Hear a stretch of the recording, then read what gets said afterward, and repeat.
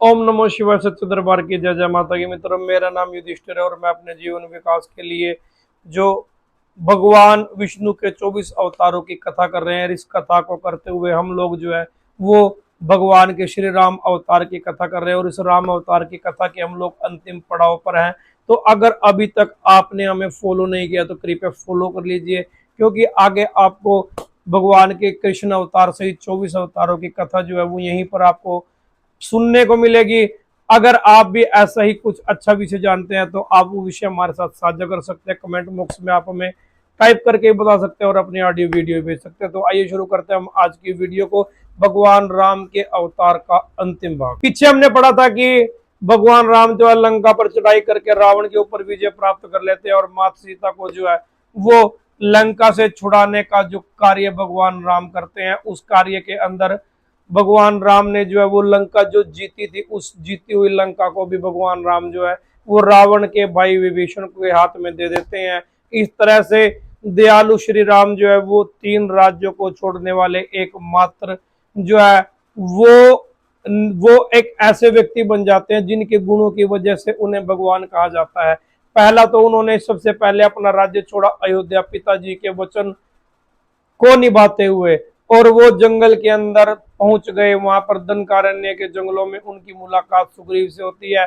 वहां पर बाली को मारकर दूसरा राज्य जो है वो उनका हो जाता है, क्योंकि जो जीत जाता है वो उसका अधिपत्य उसके हाथ में हो जाता है। तो भगवान राम ने उसे भी छोड़ दिया, ठुकरा दिया, और वो जो राजकाज जो है वो उसके भाई भी उसको सुग्रीव को दे दिया। और तीसरा, सोने की लंका जो भगवान राम ने जीती थी वो भगवान राम ने रावण के भाई विभीषण के हाथ में पकड़ाते हुए वहां से भी माँ सीता को लेकर चल देते हैं। और उसके बाद माँ सीता की जो है वो अग्नि परीक्षा की जाती है। साध्वी सीता अग्नि परीक्षा देती है। उसके बाद भगवान राम खुशी खुशी जो है अयोध्या के अंदर प्रवेश करते हैं। वहां पर भरत जो है वो बहुत ही गर्मजोशी से भगवान राम का स्वागत करते हैं। उसके बाद समय आने पर उनके 2 पुत्रों का जन्म होता है, लव और कुश का जन्म होता है। सिंहासन पर बैठने के बाद भगवान राम ने जो उस राज्य को संभाला, वहां पर भगवान राम ने 12,000 वर्षों तक राज्य किया, जिसे कहा जाता है कि भगवान राम के राज्य को आज भी लाखों साल के बाद याद किया जाता है। भगवान राम के राज्य में कभी किसी को कोई दुख तकलीफ कष्ट जो है वो बिल्कुल भी नहीं आया। राम राज्य की कल्पना आज कलयुग के अंदर भी, यहाँ तक कि बहुत सारे टीवी चैनलों पर डिबेट किया जाता है कि राम राज्य लाया जाएगा। शायद गांधी जी की भी यही कल्पना रही होगी, जो हमने टीवी डिबेट के अंदर देखा सुना पड़ा है कि राम राज्य की कल्पना कर सकते हैं, लेकिन राम राज्य था वो राम जी के समय में होकर चला गया। वहां पे कोई कभी किसी प्रकार से दुखी नहीं था। तो भगवान राम जो है वो 12,000 वर्षों तक राज्य करने के बाद वो जो है वो अपने धाम में वापस चले जाते हैं। भगवान विष्णु एक लीला करके, भगवान विष्णु एक सबके आगे उदाहरण, एक एग्जाम्पल सेट करके कि एक्चुअली में मनुष्य का व्यक्तित्व जीवन कैसा होना चाहिए, वो उस व्यक्तित्व को, उस जीवन को जो है वो सबके सामने पेश करते हुए वो स्वयं उस शरीर से जो है वो दोबारा अपने धाम के अंदर वापस चले जाते हैं।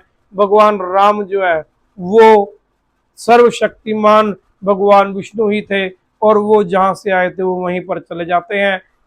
पूरी दुनिया, पूरा संसार, पूरा विश्व जो है वो उन्हें राजा राम के नाम से भी जानता है, उन्हें रामचंद्र के नाम से भी जाना जाता है। और एक ऐसा व्यक्ति जिसके जो सर्वगुण संपन्न हो वो सामान्य व्यक्ति नहीं हो सकता। और ऐसे ही देवता देवता व्यक्ति या देवता भगवान जो हुए हैं, श्री रामचंद्र जी के चरणों में हम लोग प्रणाम करते हैं। उनका जीवन जैसा था, हे प्रभु हमारे जीवन के अंदर भी ऐसी सात्विकता देने का प्रयास करना। हम लोगों के अंदर अगर आपके दिए हुए गुणों में से अगर एक गुण भी आ जाता है तो प्रभु हमारा जीवन सफल है। ऐसी कामना करते हुए हम आपसे विदा लेते हैं। ओम नमो शिवाय। सच्चे दरबार की जय जय माता की।